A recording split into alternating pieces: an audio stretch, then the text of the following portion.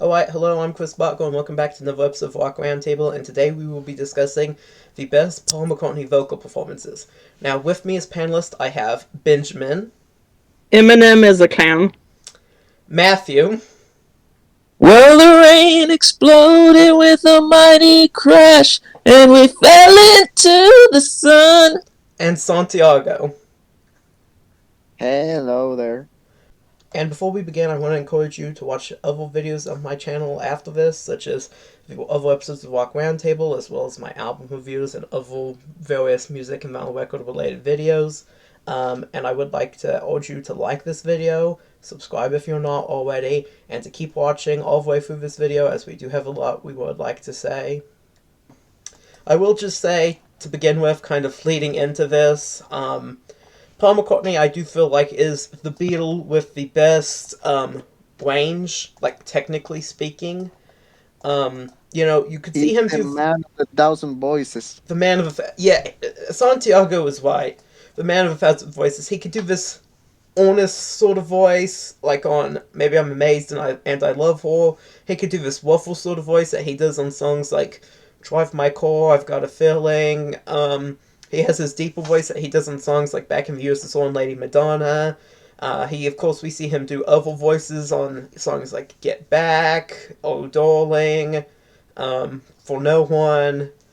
And, really there was a great deal of range, and especially in terms of, like, how deep or light his voice is at any given moment. He could go pretty deep, and he can also go pretty light, so I think He certainly he was is. also having these kind of vocals that I even thought, like, I didn't realize it was Paul McCartney until later on in the song 1900.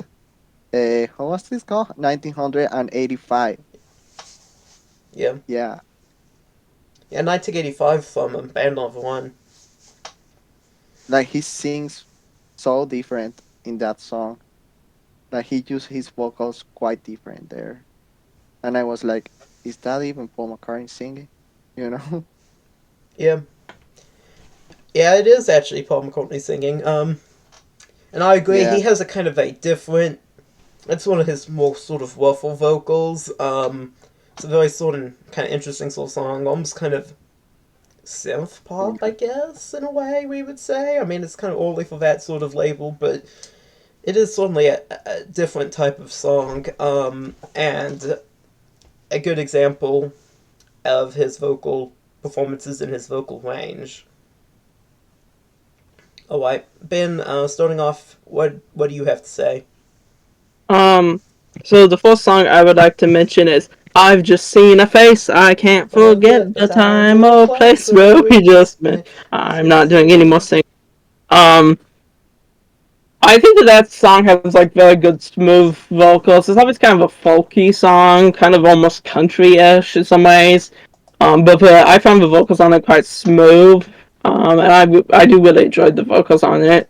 It's not like super unusual or whatever, but I think it's a very good performance. It's definitely a more standard performance than like some of the things like 1985, but um, it is, I think, a very good example of like the quality of his singing.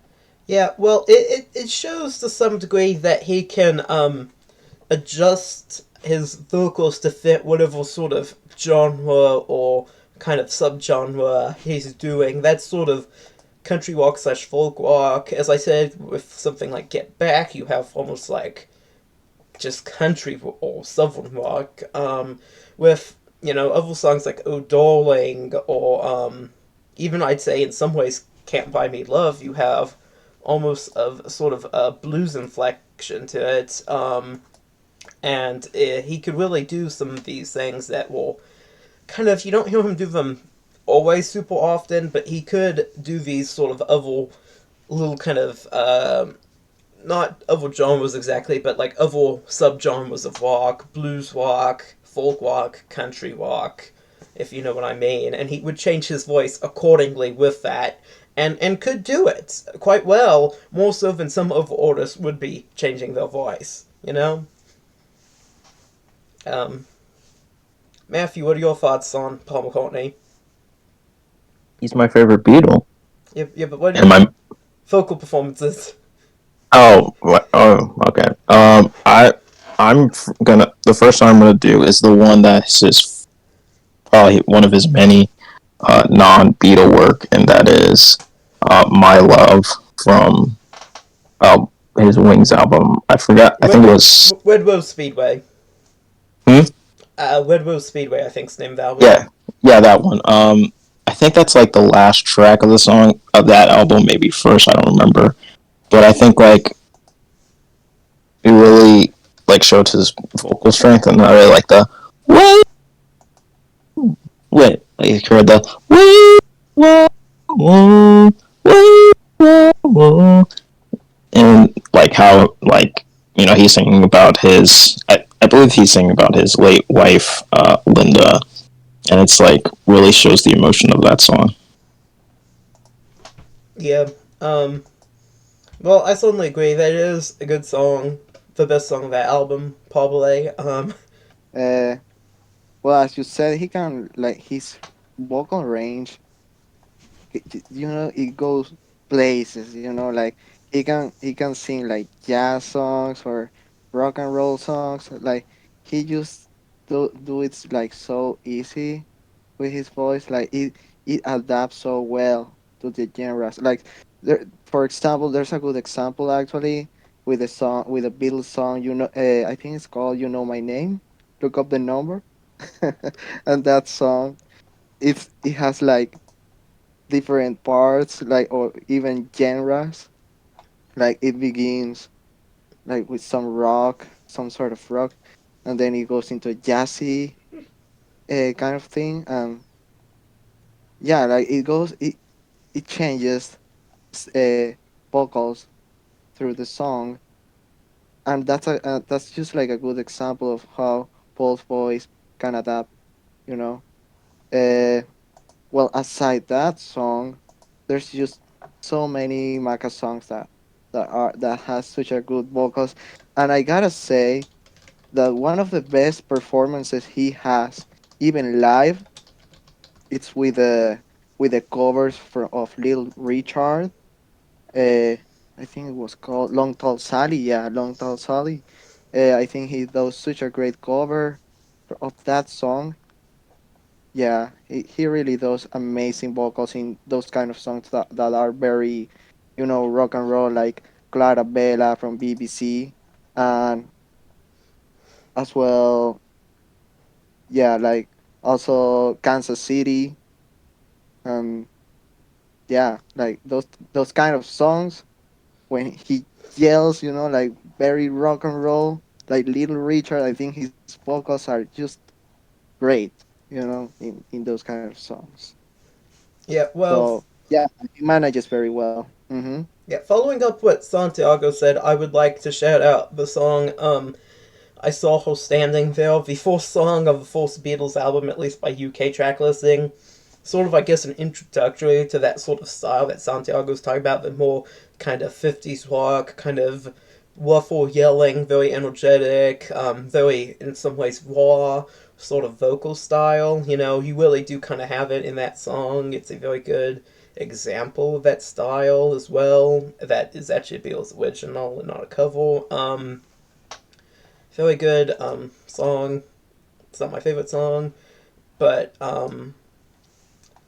yeah, I mean, I think it's a good sort of example of that style. We saw him do it on other songs also during that time period, like "I'm Down," and then we also saw him at times go for smoother, popular vocals, obviously in the '60s as well with the Beatles on songs like "Penny Lane" or "We Could Work It Out," which I feel like makes a kind of a nice dichotomy going on there. You had the rougher, more raw sounds, you had the smoother, more polished sounds, and Paul could do both, whereas John was usually doing the more raw ones, just himself. Was Paul could do kind of somewhere in between, and both honestly sometimes at the same time. So yeah, another good But example I think. I will say that Paul was the one who had the most energetic vocals out of all of them. He could go with too much energy into his vocals.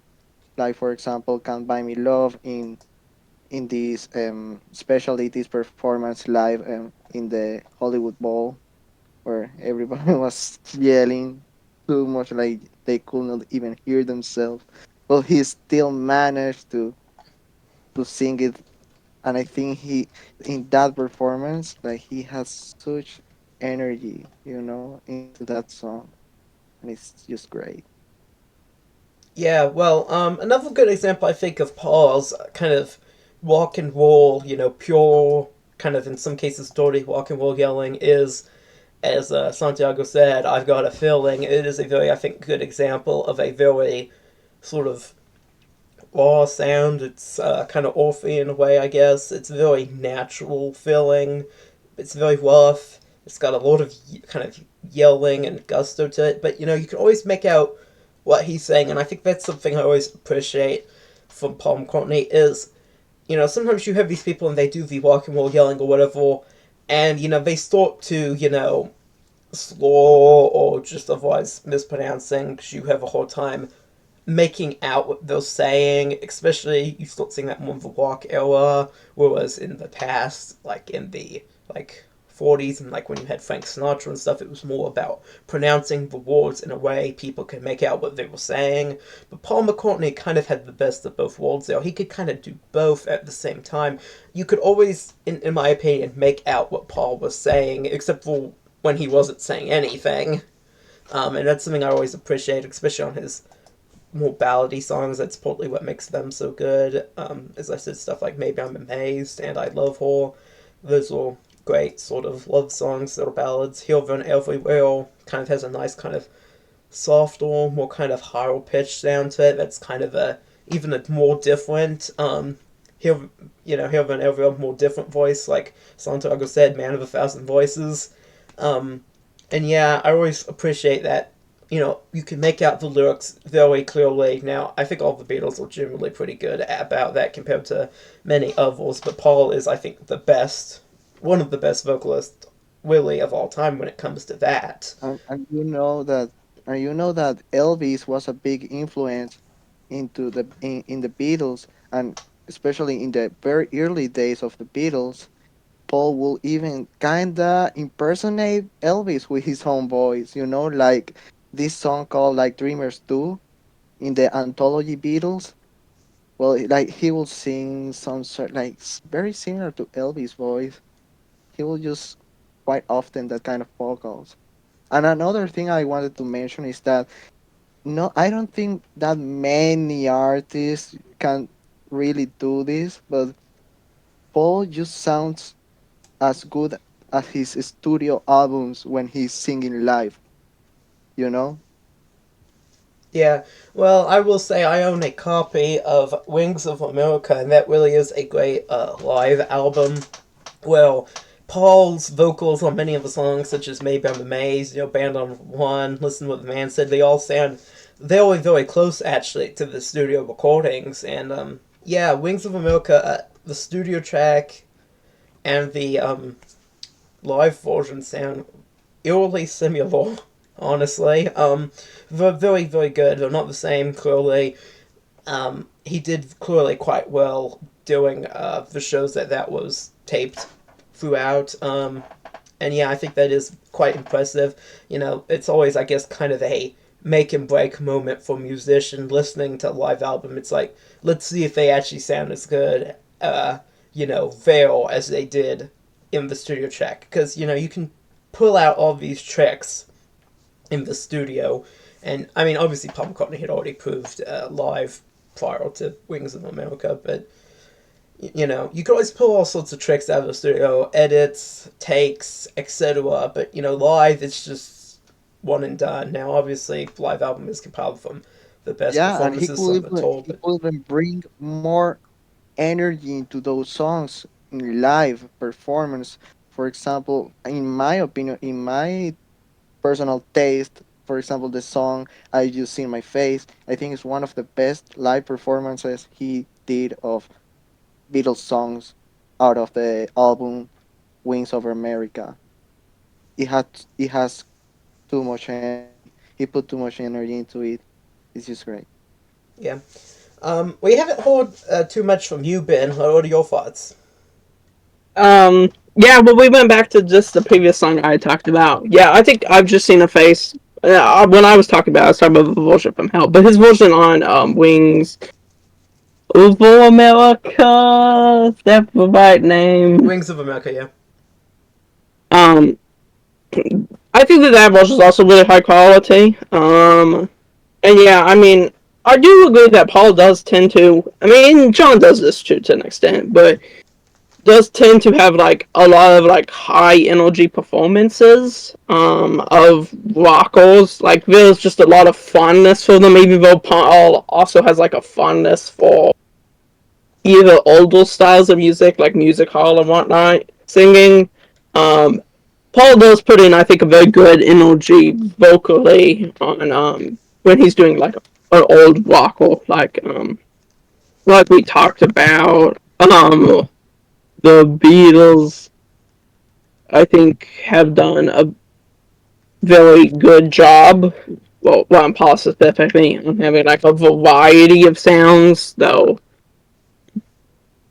I do think that over time the Beatles did clearly, well, not the Beatles, Paul clearly did shift towards,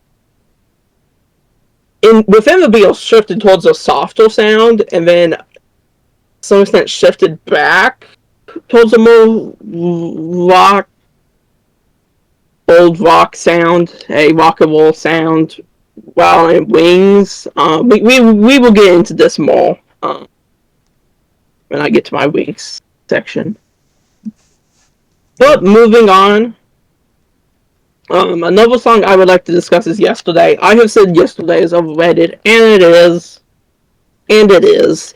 But I do think that Paul's performance on that song is still quite good in terms of singing. I mean, it's a good song, and he does convey quite a bit of pathos on that song. That's a word that's going to be coming up quite a bit, pathos, in this episode. For me, probably. So I would like to think that that that that song is a good example, kind of like I've just seen face of his like smoother singing style. And in this case, this is being used to convey quite a bit of pathos in it. Well, it's a good counterpoint, I think, to the vocal energy of a noble voice of Paul McCartney. Kind of a very sad voice. Yeah, well, I want to mention Ben did say something in the midst of that speech about Paul McCartney doing older style music, like music hall. I would like to shout out some songs like When I'm 64 and especially For No One, in which he does a kind of more old fashioned vocal that fits those songs and instrumentation quite well. I think that's once again kind of it's kind of similar to his ballady, sort of honest voice that he uses on like And I Love When Maybe I'm Amazed in tone, but it is just a little bit different. He can kind of make these subtle changes to make it fit, and I think that's quite good. Matthew, you haven't talked so much yet, so what do you have to say? First off, I would like to repudiate what Ben said that Yesterday was an overrated song. It's off. I think it's a top 5 Beatles song, but to each their own. I would like to say that Yesterday is like one of the most recorded songs of all time. I think it's the most covered song in history. Yeah, it's like clearly there's some level of overrating going on there. It's a good song. It's like a 9. But all I have to say is, Yesterday has a message for y'all. Suddenly, I'm not half the song I used to be. But yeah, anyway, sorry. Oh, I was just gonna say, Yesterday, like, the reason why I brought it up is I thought his singing on it's excellent. I just think that it's still overrated in the sense of, like, it's gotten a lot of focus in terms of Beatles songs relative to, like, it's treated like it's like not just a 10 out of 10 for the Beatles, but just like a 10 out of 10 of like top Beatles songs or top songs of all human history or whatever. And it's like, Okay, no. shout out to our episode on overrated songs. Go watch that if you want to hear more of me, Ben, and Matthew arguing about what the most overrated Beatles song is, because I have yet a novel opinion than ones they're listing off here. Anyways, back to Paul McCartney vocal performances, Matthew. All right, so I'm gonna go. It's gonna be like a kind of a more underrated pick, and that's gonna be the long and winding road from Let It Be. I think another one of those tracks where he has his most soulful in a way for his vocals, and you know, I know this is mainly a vocal thing, but also how he does the piano in that song was just very. That and Let It Be are like have like the same kind of feel to it. So I'm gonna pick the long and winding road. Yeah, I certainly agree with that pick, although I would obviously have personally given the nod to Let It Be over the long and winding road. Um, but yeah, both were good songs that show off kind of a similar style, I guess, like maybe I'm Amazed, like I said earlier, but a little bit deeper in some ways, a little bit more, soulful, as Matthew said. And I feel like, yes, that's very good. The long and winding road Bum I feel bum. Paul had an era that where To he to used your your yeah. Don't leave me standing here. Leave me to your door. Why don't we do it in the road? I don't want to do it anymore. Yeah. a Yeah. long and winding road. Well, I'm glad Santiago mentioned Why Don't We Do It in the World, because I was wanting to get a chance to discuss the songs where Paul does kind of a deeper vocal. Now, we mentioned him kind of doing the waffle yelling, but he could do that with while lowering the tone of his voice quite a bit. You saw it on songs like Back in the US All, which is kind of like him being a deeper version of the Beach Boys. Very interesting sort of voice he has going on there. And we also see him doing a even sort of different version of that on Lady Madonna, which is kind of a deeper sort of ragtime, I guess, voice. Very sort of interesting things. If you're used to just hearing Paul McCartney on songs like Let It Be or When I'm 64, it really doesn't sound like him. It's a very different voice. There's some sort of Yeah, I interesting think chameleon yeah. walk going on there. I, I think in the late Beatles, especially Let It Be and even Abbey Road, like Paul's voice was just different, compared, as you said, Sgt. Pepper and all the early stuff. I think he used his voice much more deeper in these last albums. Like I've Got a Feeling, you see he starts with a very deep voice as well. I think no. Yeah, it's just I Got a Feeling, I think. Um yeah, like I was also gonna mention that in the White Album, I just love how diverse is Paul's voice.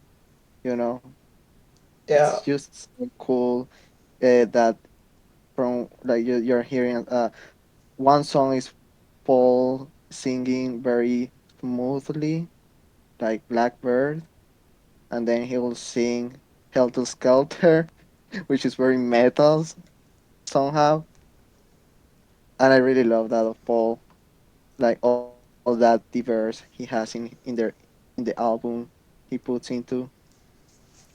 yeah. Well, I'm glad you mentioned White Album because I was wanting to say, and I think Matthew and Ben might want to speak on this as well as our fellow White Album fanatics. Um, Paul does a lot of different stuff on it that is quite good. He does this more kind of honest voice that I've been talking about throughout on songs like Blackboard. That's quite good. and I will. He does the sort of screaming thing. He dials it up to 11 on Helter Skelter, yeah. And he also does some other good things, I feel like, with his voice on the song Walkie Raccoon. You get to hear him kind of scatting towards the end, the do do do do do do. I can't do it in the same way he does, and Yeah, you really see him do I that a lot throughout the yeah Beatles Get Back documentary. At times when he's like working on unfinished songs and he doesn't have lyrics or someplace, he'll kind of scale along to the melody. He doesn't really do that on studio recordings that much, unfortunately. Although you do occasionally hear it on like outtakes and stuff that have been released by the Beatles on things like Anthology and other bonus tracks and remasters. Also, I kind of wish it appeared more in studio discography as opposed to really just mostly only being on Rocky Raccoon if you're just looking at the main body of his studio discography.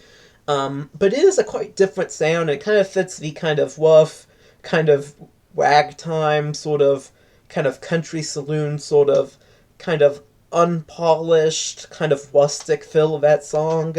And I did kind of want to shout that out because that is, I think, something that honestly it makes the song. That is honestly the best part of Rocky Raccoon, in my opinion. yeah. In my opinion, for me, like my one of my favorite, if not my very favorite song of Paul in the White Album is Martha, My Dear. I think he does such a great job singing that song. Like the vocals is just great. Oh yeah, well yeah, that's another one that's kind of similar to Blackboard. Oh, I will. Yeah. So Ben and Matthew, I want to ask you all, what are your thoughts on Paul's vocals on the White Album in particular? He invented heavy metal vocals. Oh wait, it's Yes, time. Paul McCartney is the god. He is the godfather of heavy metal. We are bringing Yeah. back It is. the origins of heavy metal discourse that we do in every episode. When are we doing the origins of dubstep? Paul McCartney invented that too.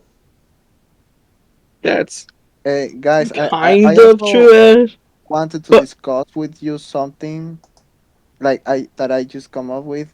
Yeah. I want to know your thoughts. Okay, Okay. you know, in this part that in a day in the life song where Paul sings in this part and then it goes into ah, Uh, is that Paul singing I've heard a or lot of debate. I have seen message forums. I've watched YouTube videos on it.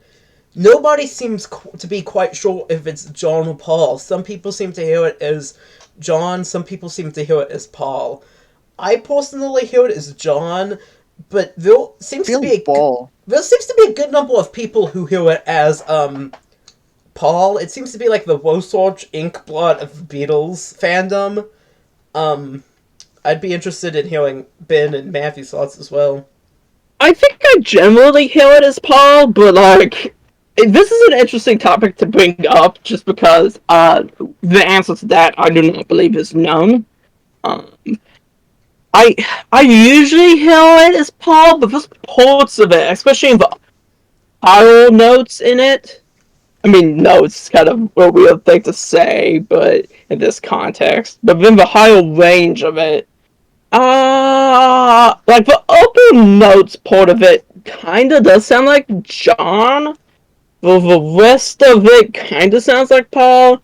It might be Paul just being distorted into John's range. It might I be both don't of know. it might be That's both of them for all we know. I mean, it sounds pretty like one voice though, but it seems to exist in both of the ranges in an odd way. I Matt, usually hear it as continuous with Paul though, but at the Matthew, same time, it does sound like John Ben, in some ways. Matthew, what are your thoughts? Who do you think it is? Paul. I think it's Paul. All right, I personally think it's Sean. It sounds a bit too nasally to I me to be. feel it's Paul, and I think it has sense it's Paul because it was like science thesis, like the continue of Paul's section of him singing, and then he goes into this and I also think that it's Paul because he usually uses this kind of sound in other songs when he kind of plays with his voice as I don't know, like some sort of Indian. Yeah, to some in India extortion, like I don't know how to do yeah. it. Well, he does that at the very end of that and I think that's Paul. Yeah, well, I will like to point out that something Santiago said, which I do think is, I guess, kind of worth noting, is although it still sounds like John to me, Paul was doing more things with his voice around, especially that time, than John was. John, especially as time went on, especially what you got after Revolver, really did to some degree stop doing as many different things with his voice. He'd still do different stuff here or there, but in the late 60s, his voice started becoming pretty strained. I believe he even mentions this in the documentary at one point. It gets a little bit better again in the mid 70s and then also on Double Fantasy, but you would see it start to get a little thin in places. So I think to some degree, it wasn't quite, as bad as it would be just in a few years than as it was on Sergeant Pepper's, but um, you could see, I could see in some ways that maybe that's Paul just because John may not have been capable of holding those notes or doing it quite like that is full of the sound at that time in their discography. Um, Still, I think we could agree that it is a good vocal moment from whoever it is, and a good example of vocal proficiency from whoever it is, even if we don't really know for sure. Yeah. Right. So yeah. Matthew, I think it's your turn still. What are your thoughts on a great Paul McCartney vocal performance?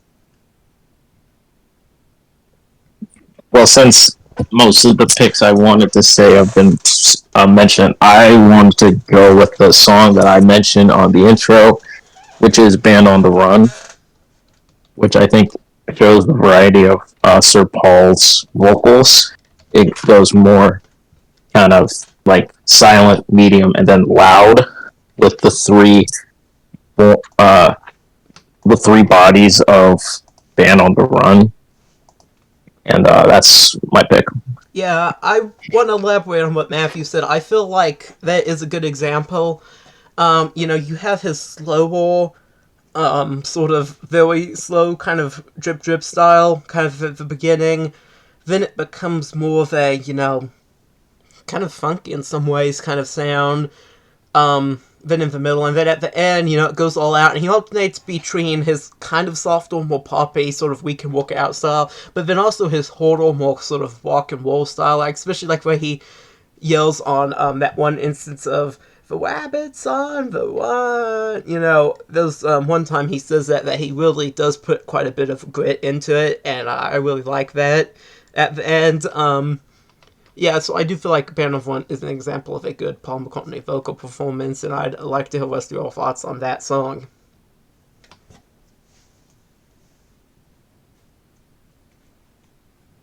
Uh, did you ask to Matthew or anyone else? Nah, you and Ben. Okay, okay. Sorry. I think I well, that song. It's supposed Bound on the Run is supposed to be a song that it's like telling a story. So that's why it has all these three parts that are different. Like it begins like with these persons that are like in jail or something, and then like the middle part is then escaping from it, and the last part is when they are free. So I like how Paul captivates these moments through his vocals and the rhythm of it, you know. Yeah, And and I really wish like the first part will be a bit longer because I just love it when Paul is singing there like "Mama," yeah. It's so great. It's so Sometimes good. I get like Yeah, you. it's so good. And I think Paul's vocals overall in that album is just great. It's amazing. For example, Jet, he does amazing vocals in Jet as well. And in this song, Mr. Vanderbilt. Drink to Me, Picasso's Last Words. Those songs have are one of the best vocal performances of Paul, Yeah, in my opinion. Yeah.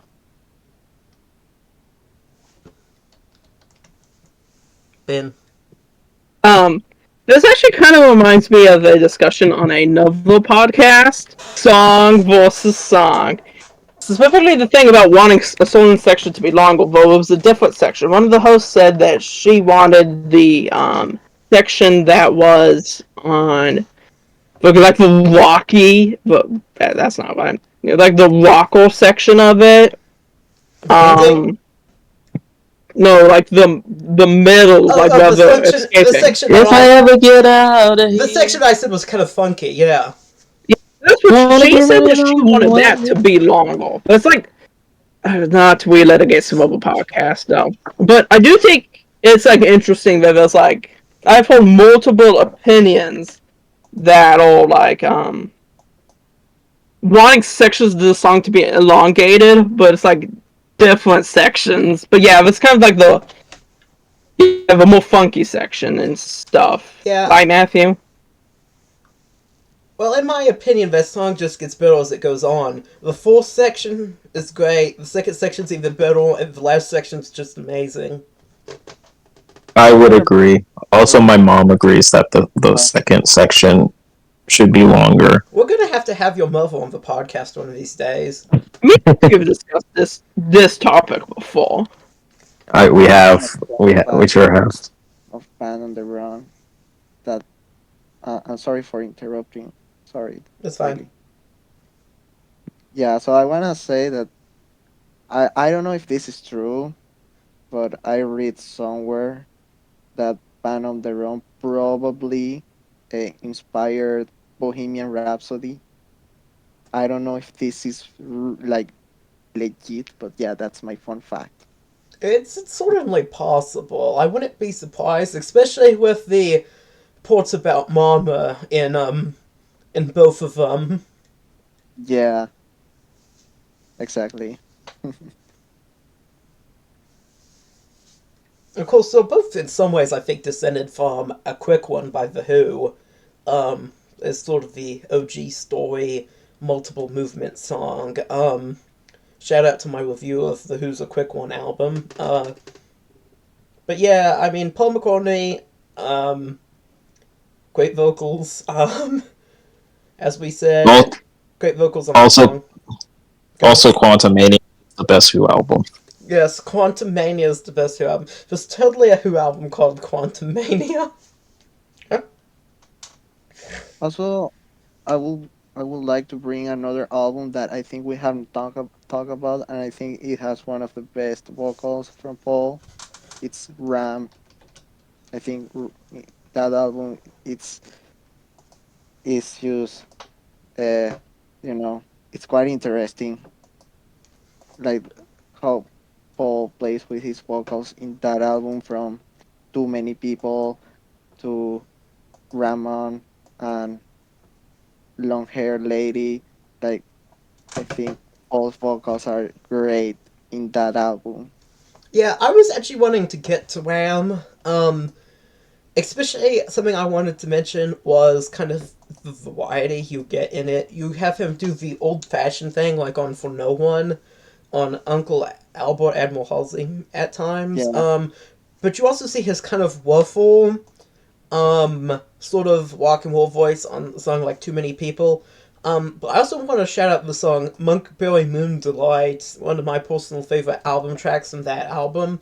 Well, he really does almost, it's almost in a way sort of, Helter Skelter too, in the way his vocals are. I mean, he really does yell and scream and do all sorts of stuff in that song. It's not a song of Paul's that you really hear talked about all that much, Monkberry Moon Delight, but it is one that I think actually does have some of his best vocals in. He does a very, wild sound that is really second only to Helter Skelter. Also, another song that even I will say the live performance is even better, and it's my favorite. It's Wildlife. that song is a bit underrated from Paul, and he sings it live with such energy. I think it's one of the best live performance of Paul I ever heard. Wildlife, yeah, you guys should hear it if not. And also a song that is not included in the album, but it's like as a demo song, or I don't know, but they actually added this song in like a new version of Wildlife uh, album, and I think this song is such a good example of what Paul's vocals even reach. Uh, Let me see, because I barely remember. It's called African Yeah Yeah, and it's just Paul like playing with his vocals, like singing like African style. Like he kind of uses his vocals. I don't know how to say, but it's like he's singing as if he's African, you Yeah. know. And he he really sounds good for it, honestly. Like it's like da, da, da, da, yeah, yeah, yeah, yeah, something like that. It's very fun to hear that song sometimes. So yeah.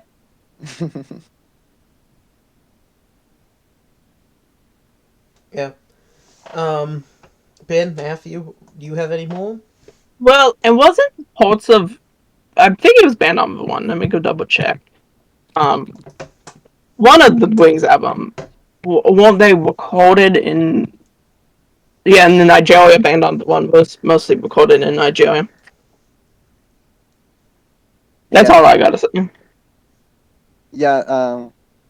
It's interesting that like he wanted to like to record his new album on on just a completely different place, probably to find new sounds and just be inspired, and that's why he picked Africa, and he was like, "We're gonna make the best album ever." So, and in fact, yeah, it ended up being one of the best.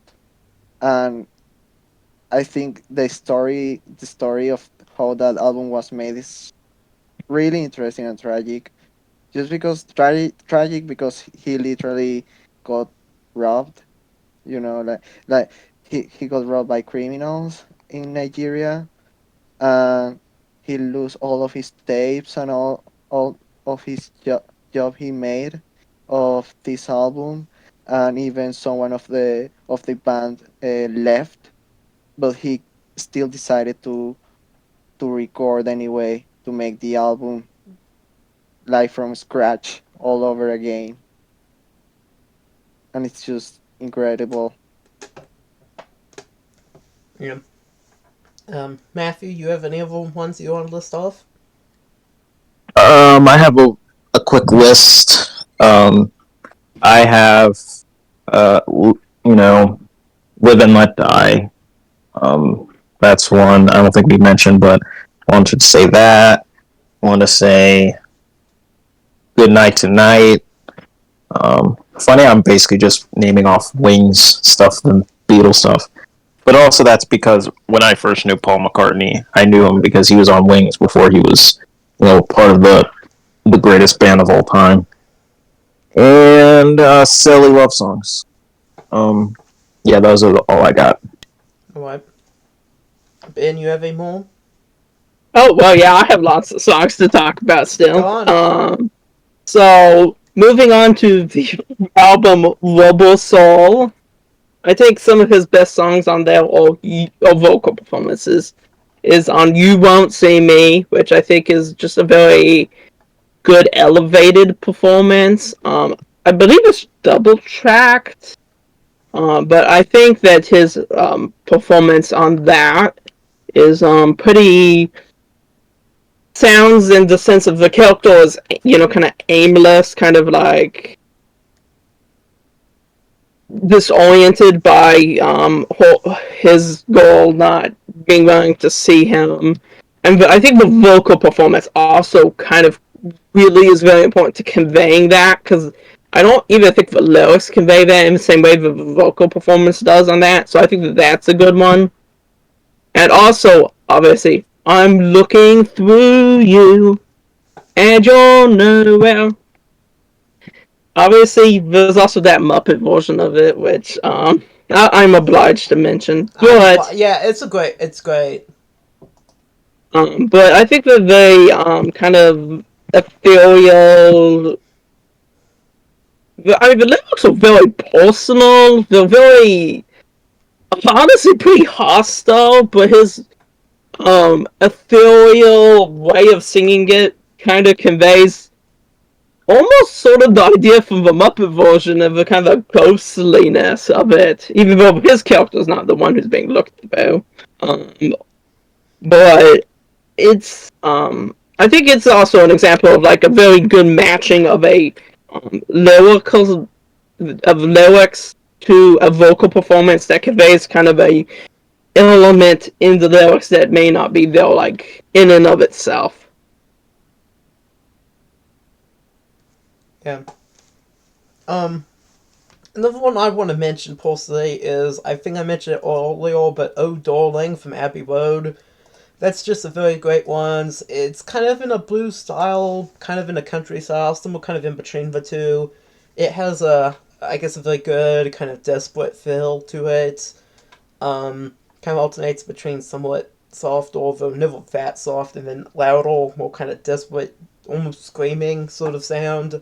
I feel like that is one of Paul's best vocal performances, and maybe kind of an overlooked one compared to some other songs he's done with the Beatles. But I did want to shout out "Oh Darling" from Abbey Road.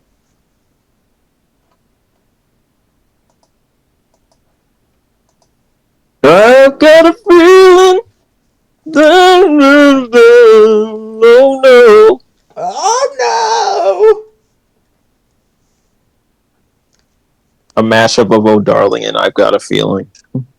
Based. Someone make that right now, please. I hope someone makes that. Anyway, all I have to say is paperback all. This is another like I think smooth song. It's not like he's doing anything particularly odd in it, but I do think his singing in it is good. On Revolver, I think that there's like 4 major songs in which he does like very good work. Eleanor Rigby, obviously one of the best Beatles songs. Once again, I think he conveys the pathos of that song's lyrics, which are already pretty pathos filled. I mean, the actual adjective form of pathos is pathetic, but I don't want to call Paul pathetic. But yeah, I think that song is very good in terms of its pathos, giving pathos. On like a very soft side, I think "Here, There, and Everywhere" also very nice, gentle vocal style. Yeah, I mentioned that earlier. Moving back to pathos, we have "For No One." That's one of the most pathos-filled, one of the most pathetic. That sounds wrong to say. Beatles songs.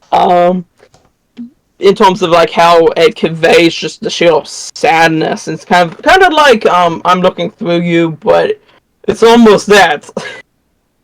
It's like just such an extreme of romantic alienation in that specific song, though. Is conveyed, I think, in his vocal style. I mean, the lyrics are also quite sad, but I think his vocal style really conveys it in the sense of it's not like overly dramatic or overly extreme. Instead, it was more like your day breaks, your mind aches. It's like actually what being really depressed feels like, as opposed to like overly dramatic stage stuff. Are And you hating on Peter Gabriel, Ben? And Freddie Mercury with your overdramatic stage stuff comments? no. Not really. Um. Anyway, what was I gonna say? The last one is "Got to Get You Into My Life." What's the one I took a bite? I didn't know what I would find. Just a very high energy performance, kind of almost like proto funk. If that's an idea you could have. I mean, obviously does that later version of it by offering it file, but like "Got to Get You Into My Life" it's just a pretty good example of like a soul influence singing by Paul. Obviously there was soul influences on like some of the silver stuff, like on Bubble Soul and stuff. But I think this is like the most funky of Paul's Beatles singing. Are you saying that the Earth, Wind, and Fire version of "Got to Get You Into My Life" is better than the Beatles one? No, no, It's not. it is not. Okay.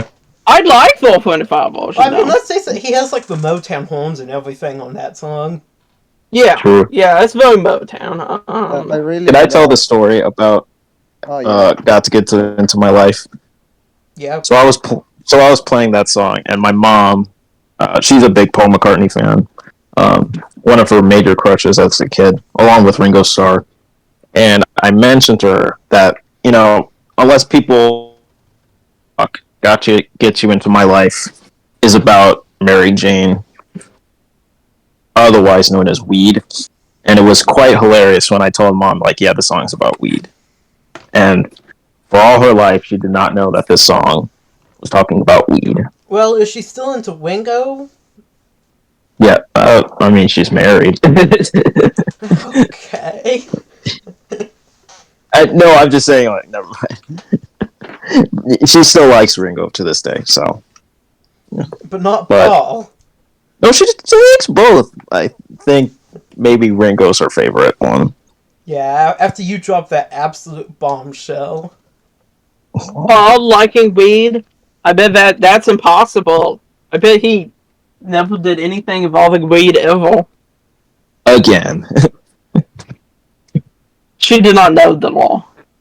She did not know the Lord. She did not study the sacred text. Anyway, I'm done. I have nothing to say. All the songs I picked are picked, so Ben can take over. Okay. Benjamin, take the wheel. I Benjamin, will take the take the weed. wheel. Benjamin, take the weed. I will not. I will not take the weed. I cannot. Also, weed is finally legal in Maryland, so. Big news. That was on July 1st, right? Officially. It was voted in. Yes. Recreationally. Medical is always legal, but recreationally, it is legal. Yes. We will now be moving on to the fun and exciting land of Sgt. Pepper's Lonely Hearts Club Band. Exciting or just fun? Well, maybe just fun. I don't know. I would just like to mention a couple songs. "She's Leaving Home," which obviously John also plays an important role in that song. I think Paul's... the only thing money can't buy. Good His vocal ballad. performances are the only thing money can't buy. Yeah, I think Paul did a good job on that. And also his youthful classic about being old when I'm 64. Once again, very kind of simple. I mean, it's a very simple vocal style on that, but I do think his performance on that is good still. Quite good. It's a very good, simple, effective vocal performance that shows like he could do like maximalism, like we talked about in Helter Skelter. We may discuss again in a moment. But I also think it shows kind of that he could do minimalism quite well.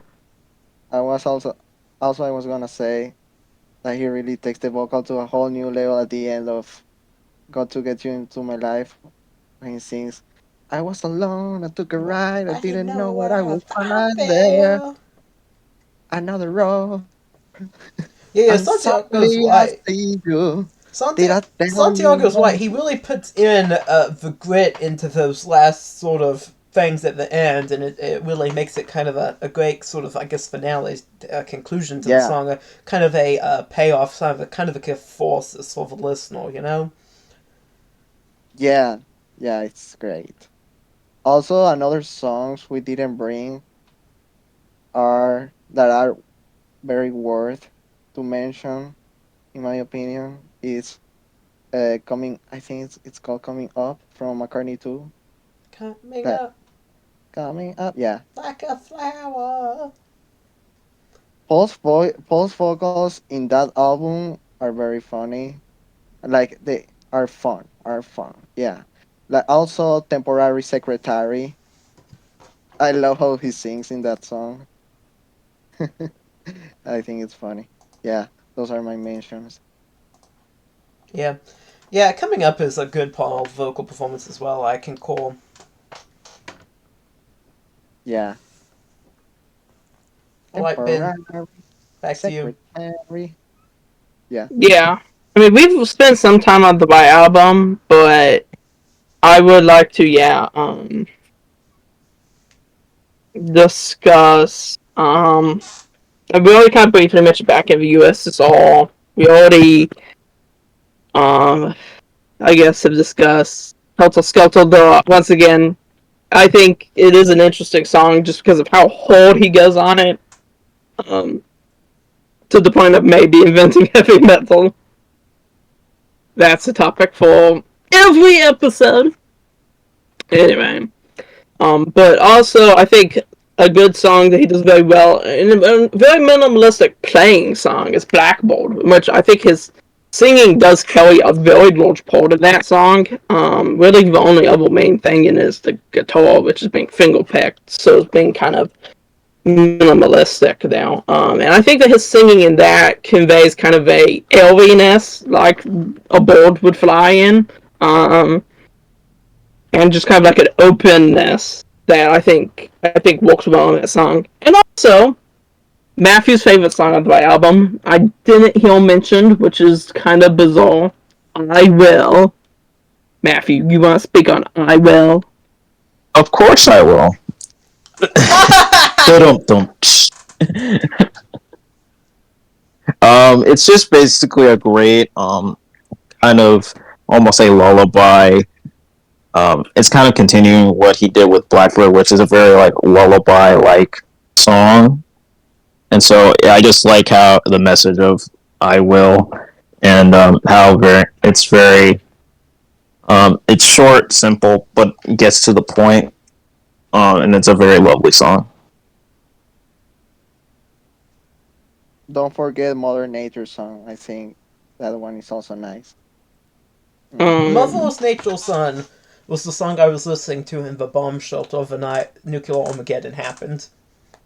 Anyways, Paul McCartney's best song, in my opinion, is Bum Bum Bum. Drum roll, please. Let It Be.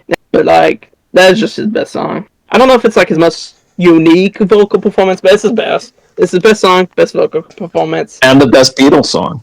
I think it Yes. goes in hand with Yesterday. Oh, you're gonna upset Ben. Saying I'm not an anti. I'm not against Yesterday. I think it's like a 9 out of 10. You sound like you're anti Yesterday. I literally was the person who brought it up. That doesn't mean anything. I brought it up as a good vocal performance. It's like a 9 out of 10. It's like me saying I mentioned Steely Dan because their one good song is Dirty Work. And that means I have a positive view of Steely Dan. There's plenty of better songs by Steely Dan than Dirty Work. I mean, you don't look at how I rate these songs, though, man. I mean, 9 out of 10 is like a very high mark. Yeah, that's true. It's hard to reach. Not even all the songs I've listed here are like 10 out of 10s. Okay. It's still better than any Steely Dan song, so I agree. We'll get my thoughts on Steely Dan when we do this. We'll do the long-awaited Steely Dan episode. The idea that actually was the first idea for the roundtable. That was my original idea for the roundtable, just as a concept. But for Steely Dan. So, just did you not know that, Matthew? I was just reminded, but the viewers could just you wait. right. Does anyone have anything else? I think we all agree that Paul McCartney is one of the best male vocalists, one of the best rock vocalists of all time. Yes, I agree. 100%. Ben, And he's just a. I'm sorry. Ben, do you agree? Yes, of course. Okay, go ahead, Matthew. And he's just a fundamentally silly man, as our good friends at Song versus Song said. True.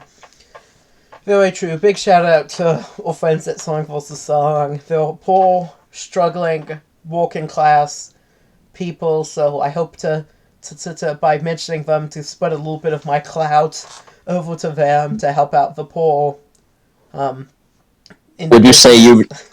Would you say you're spreading a little love into their lives? I love my